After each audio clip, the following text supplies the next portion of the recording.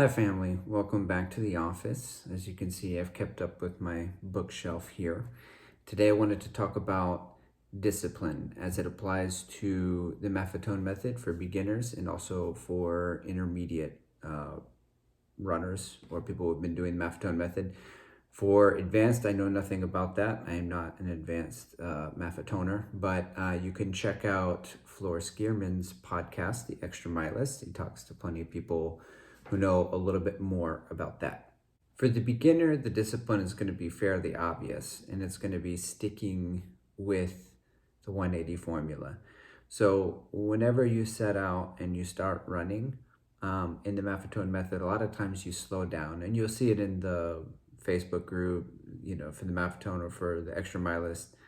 When people have to slow down to 12 or 13 minutes a mile, it can be very frustrating. And when the sun's out, and the weather's not ideal, and you're walking up a big hill, it doesn't feel like it's very much fun, but you need to trust the process and stick with it, and the needle will move.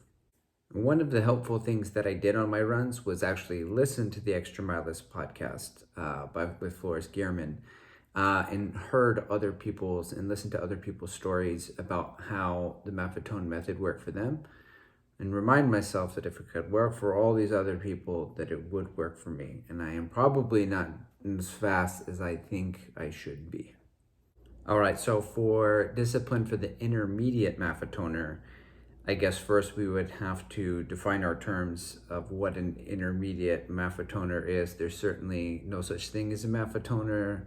So how could there be anything like an intermediate Maffetoner?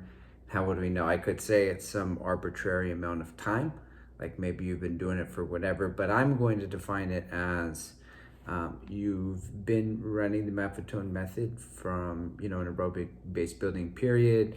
You've probably regressed and gotten a lot slower and then moved it back to what used to be your slow mileage. And then through another phase, I don't know if you went and did a race training block and then returned back to another aerobic building block, or you just stayed with it, but then you moved maybe an equal distance faster. So now you have like a new fast. So if you started the Maffetoner method and your slow pace, like in my case used to be like what I considered an easy pace, was around a 9-minute mile, and then it was slowed down to about 10.5-minute mile. After a few months, I got it down to about a 9:10 to a 9, like around that area. It is currently a 7:59, right? So it is, I moved the needle a minute and a half, and now it's a minute faster than that. So now I'm kind of sitting in what I call a new fast, right? I'm faster than I ever have been before. My easy pace is now faster than it's before. My moderate pace is faster than my moderate pace used to be, and my fastest mile is faster than it used to be. So now I've been doing it for quite some time, and so now the rules and the problems that I run into have changed. I made a video about this called my new fast, but I'm not going to leave a link in the description or right up here or anything like that, because I don't know how to do that, and I don't have a lot of time and the baby's sleeping. So, but I will say that some of the problems that come up will be running at the top end of the MAF at all the time is going to lead to injury. And so some days you have to back off and run MAF minus 10. And there are other problems. These are good problems to have by now running faster than you've ever run before. So the discipline then for an intermediate Maffetoner is not doing speed work too early, right? So for me, the example is I just hit a new fast. I'm 10 weeks or 11 weeks into a 15-week aerobic base building period. I want to run really fast.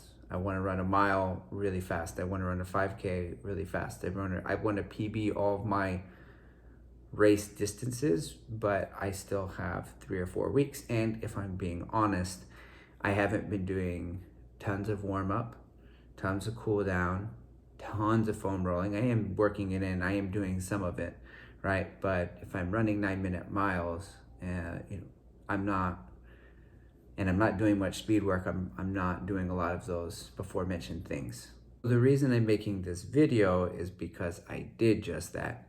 I decided last week, in the middle of the week, once I did my MAF test and it was a 7:59, I wonder what it would be like if I ran a really hard mile. And it wasn't an all-out mile, but it was really hard, and it was a 5:35.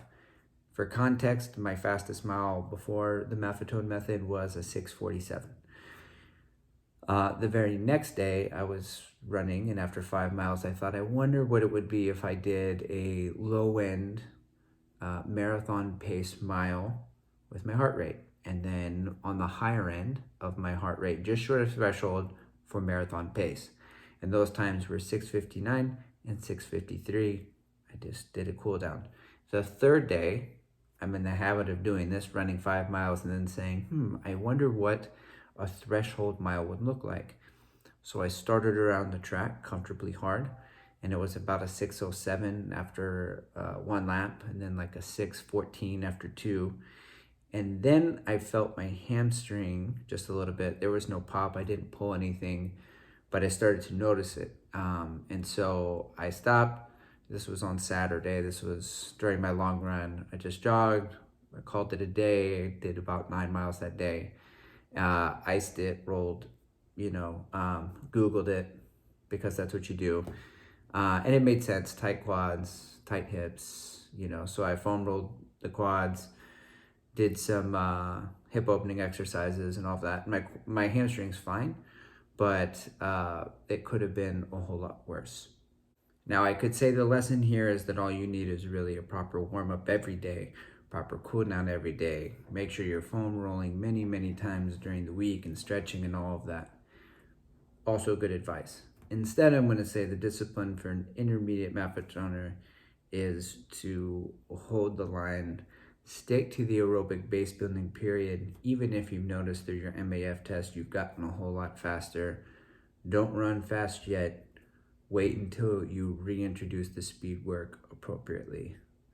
Thanks for tuning in. I will try to continue to put more of these thrilling videos in my home office here with my big book of racing and endurance for all you other fellow Maffetoners along your journey.